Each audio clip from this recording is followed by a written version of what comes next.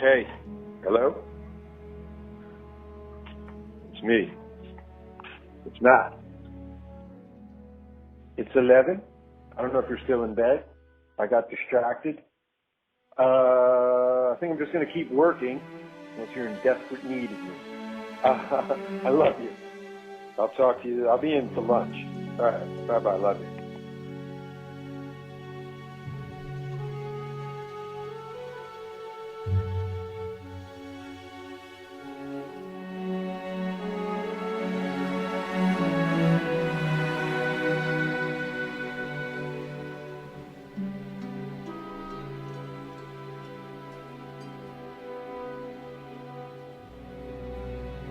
Let's start what we have come into the room to do.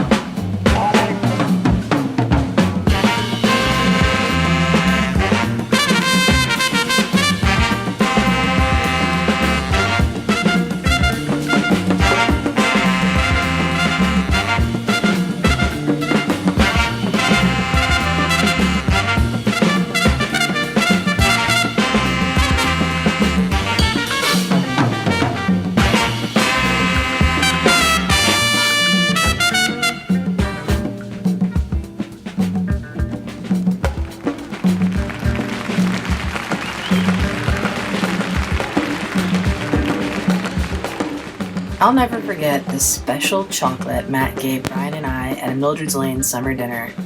I don't know what I was expecting, but the twinkle in Matt's eye should have tipped me off. It was a night to remember.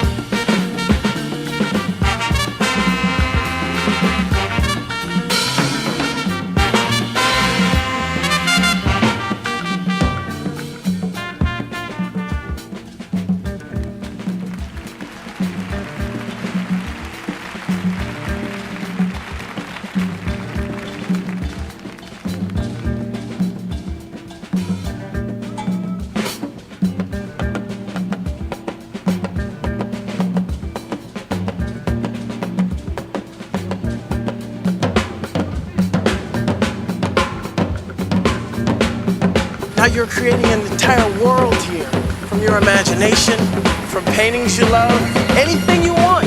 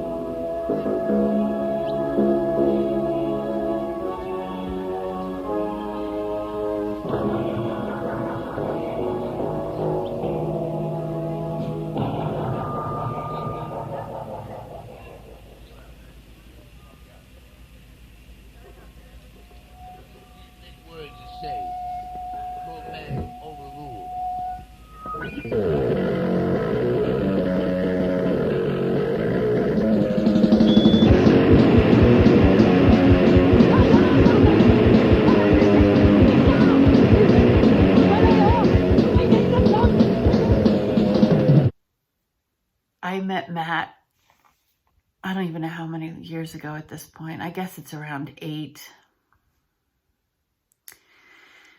At a Farm Hearts board meeting. And I think Mark got him on that board, from what he told me later on, to get him the hell out of the house. Anyway, at that board meeting, I made some crack about the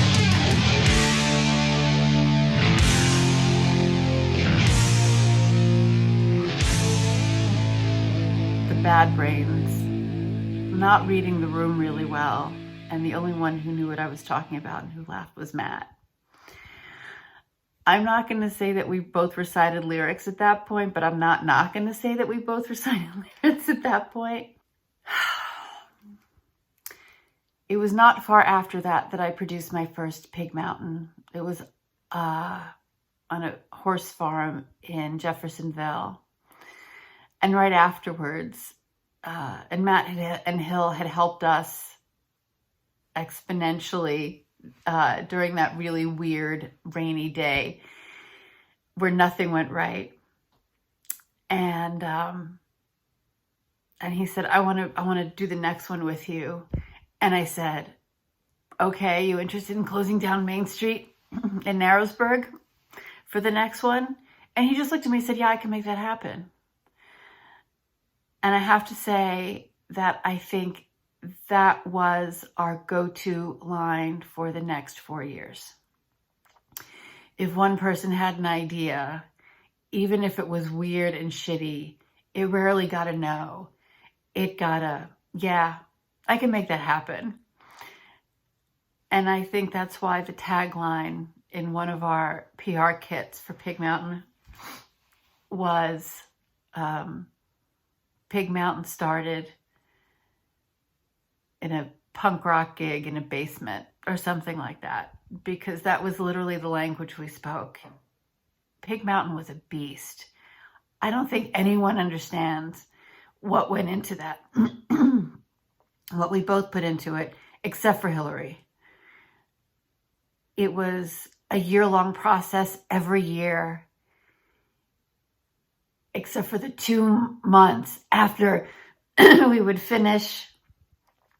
The 2 months after we would finish a Pig Mountain, we wouldn't talk to each other, just to relieve ourselves, and then we would dive back in again with all the ideas that came to us during those 2 months. I have to be the luckiest person in the world to say that I got to create something with Matt Solomon.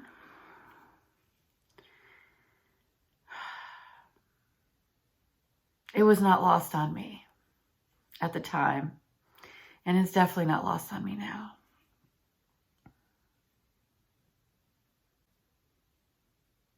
Matt knew how to make everybody feel safe. And there's one thing a bunch of chefs never feel is safe. And as our group of chefs every year got bigger and bigger, me being one of them, with all the insecurities and all the messiness and all the irresponsibilities of them, Matt would just show up for a minute and everybody would calm, just calm. Not calm down, but would calm. I remember meeting Matt really clearly at Amy Miller's house. He seemed gruff, although likable at the same time. Here's the thing I would say about Matt and my experience of him is that in all my interactions with him, he had this kind of solid quality, of being, I can't think of a better word, solid and present. And the feeling that I got from it was always kind of like, oh, we're in this together.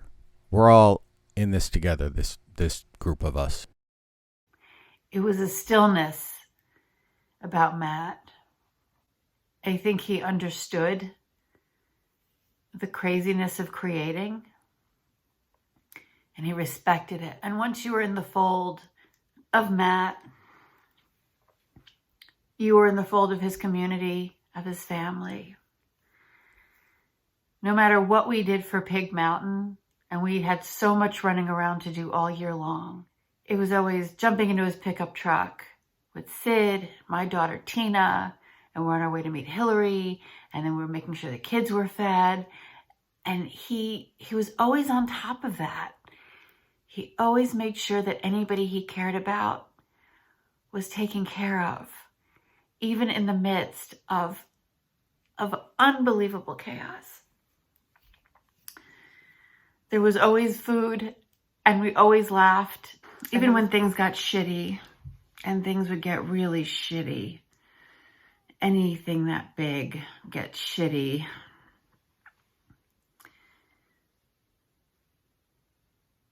Matt had a really good way of bringing everything back to center. Even when things were enormous,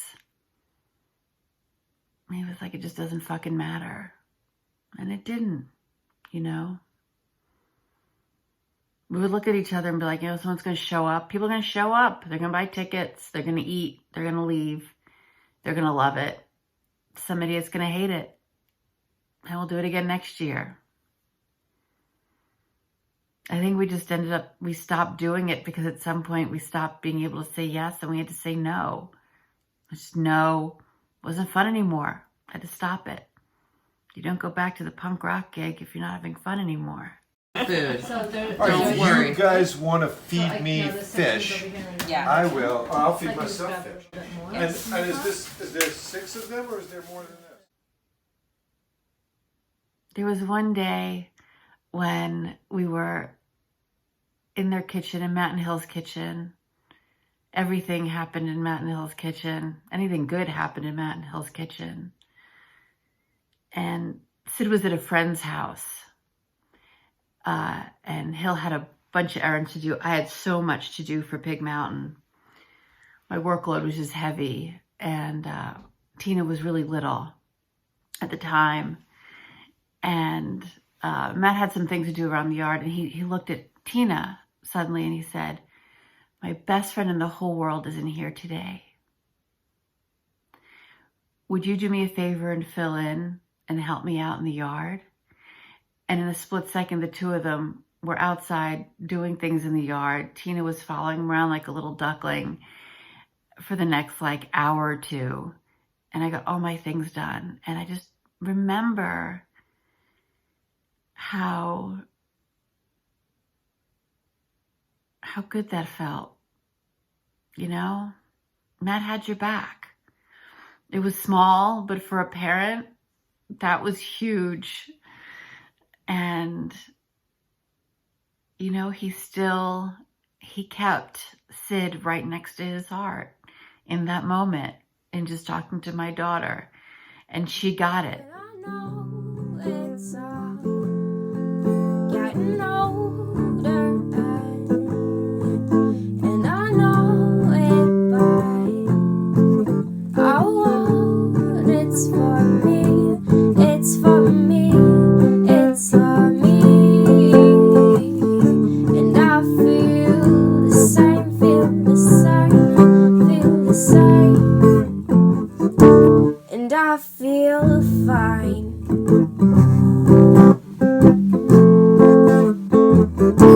And I feel fine.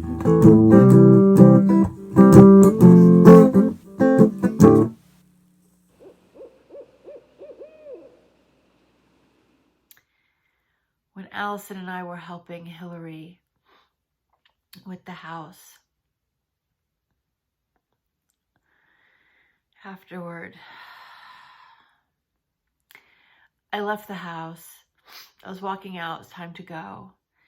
And I was walking towards my car, and I felt something go right over my head.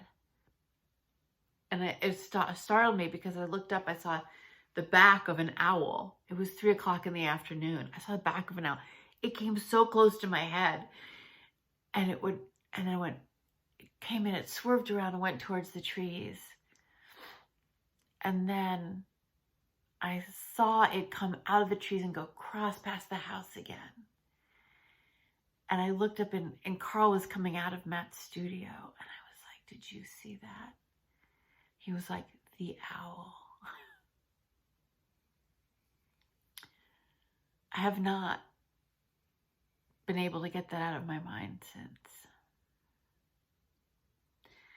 If Matt's ever going to come across in some way, it's going to be in some part of something astounding that had to do with nature.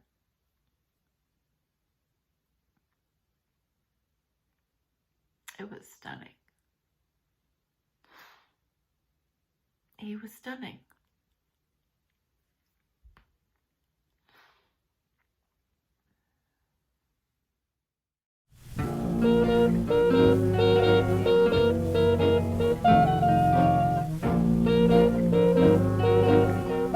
The way you wear your hair, the way you sip your tea, the memory of all that. No, they can't take that away from me. The way your smile just beams, the way you sing off key, the way you haunt my dreams. No, they can't take that away from me. We may never meet again on the bumpy road to love. Still I'll always keep the memory of the way you hold your knife, the way we danced till 3, the way you changed my life. No, they can't take that away from me. No, they can't take that away from me.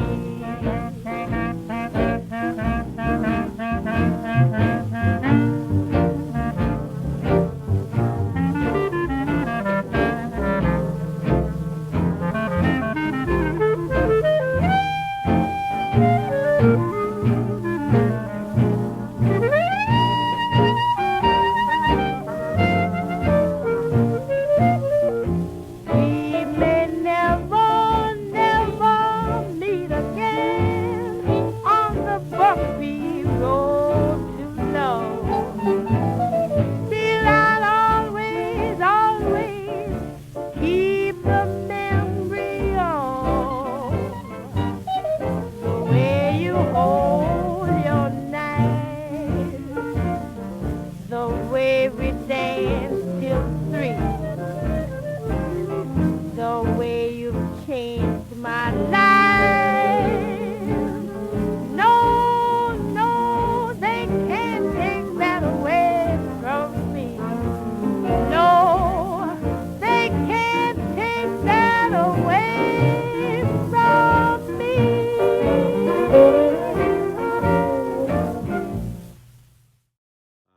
So my name's Pete, and I met Matt in kindergarten. We were 6 years old, and we've forged a great friendship that's lasted forever. And, you know, everybody knows Matt for being a brilliant guy and a gifted artist. But what I know about Matt is something special. He's just an incredible human being, caring, sensitive guy, loves his family, and just funny, and always fun to be with. And for all the years, we always kept in touch, and he was in law school, or he was in college, or I was away at school, or he moved to Manhattan, but we always stayed in touch. And over the last 20 years, I've lived in Florida, he's been in upstate New York, and we still manage to always see each other once a year. And I was gonna miss those times together, and calls and texts, and it's really gonna be hard. And you know, Sydney and Hillary, we're always here for you guys. Anything we can do, we love you guys, and really miss Matt. And I don't know what else to say. Just Matt, rest in peace. I love you.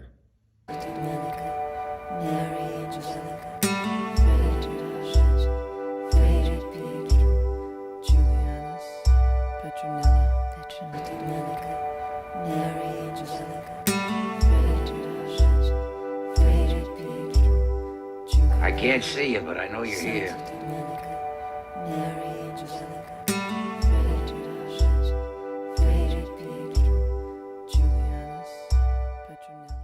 That is too cool.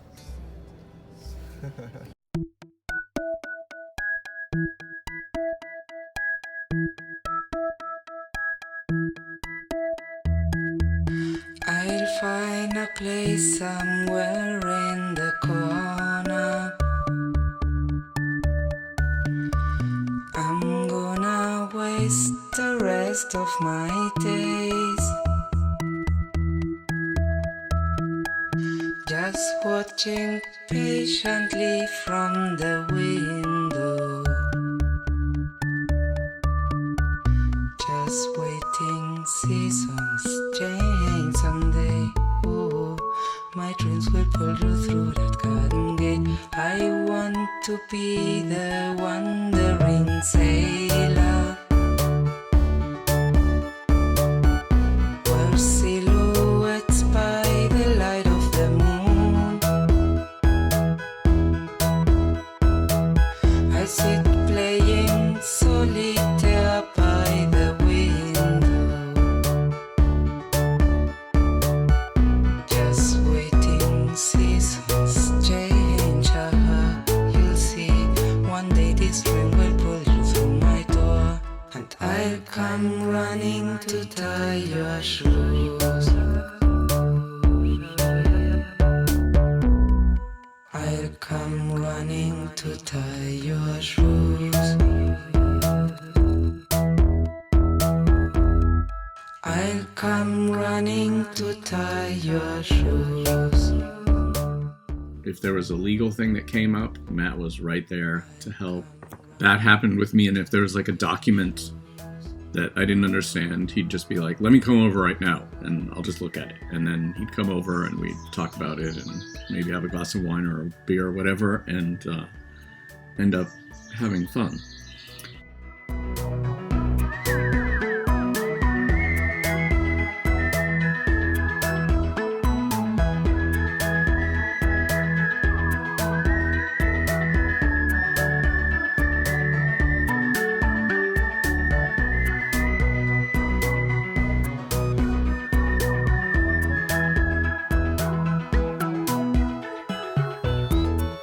I'll come running to tie your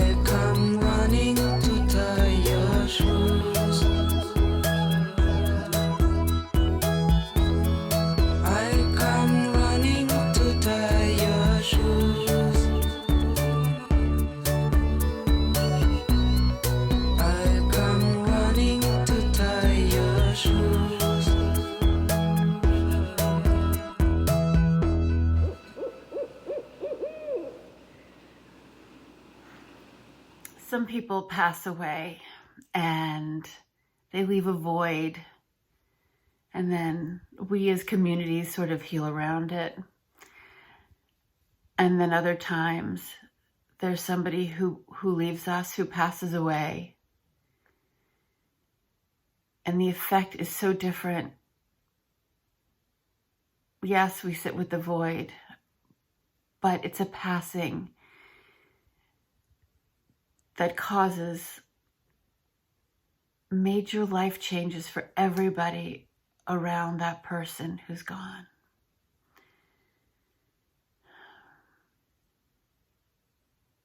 Matt is that person. Matt is that soul.